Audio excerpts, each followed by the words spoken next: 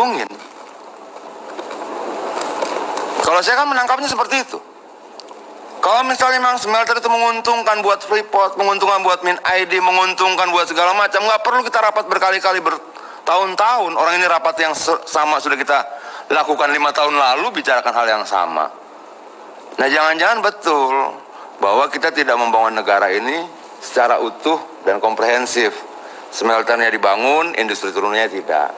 Mereka bangun smelter, ada produknya, kita bingung jualnya kemana.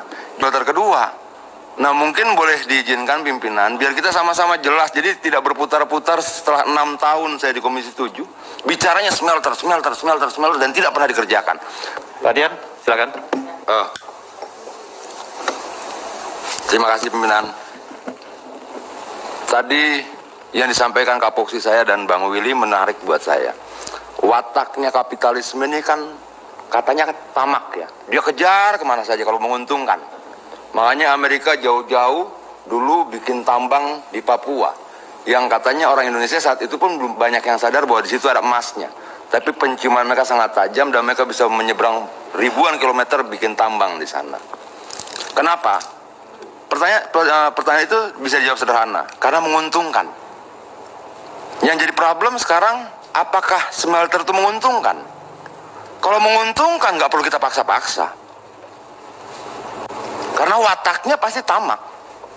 Nguntungin, bangun, ambil. Nguntungin, bangun, ambil. Kenapa harus dipaksa-paksa?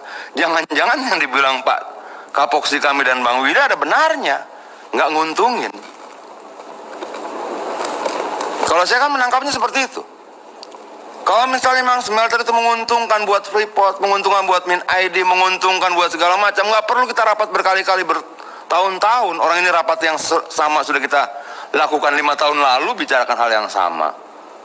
Nah, jangan-jangan betul bahwa kita tidak membangun negara ini secara utuh dan komprehensif. Smelternya dibangun, industri turunnya tidak. Mereka bangun smelter, ada produknya, kita bingung jualnya kemana. Jual keluar, untungnya sedikit dan sebagainya. Kalau menurut saya, dalam forum yang terhormat ini, pimpinan, ada baiknya sebenarnya dipresentasikan oleh Dirjen Minerba dan MinID.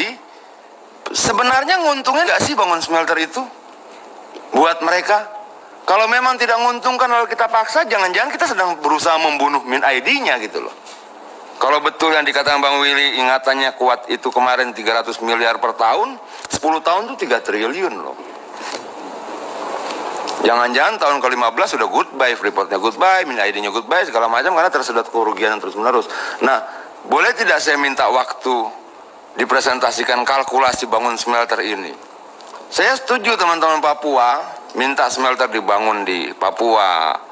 Kalau kawan saya tadi Gus Fala minta di Gresik karena itu dapilnya, Bang Willy minta di Kalimantan Tengah, Mbak Ning minta di Sukabumi, boleh-boleh saja smelter kedua. Tapi smelter pertama aja belum kelar-kelar. Gimana kita mau bicara smelter kedua?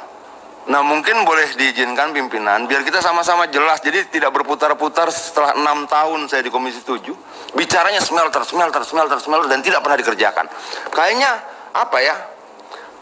enggan ngeluarin duit gitu loh. Ya kita fair saja. Kalau memang tidak nguntungin ya kita bicarakan kembali. Kalau nguntungin kita paksa. Tapi sebenarnya kalau dia menguntungkan gak usah dipaksa lah. Pengusaha itu penciumannya jauh lebih tajam dibandingkan kita soal duit. Dari Amerika dia bisa nyium, di Papua ada emasnya. Kita yang dari Jawa bingung. Itu terima kasih Mintan. Terima kasih Pak Nadian.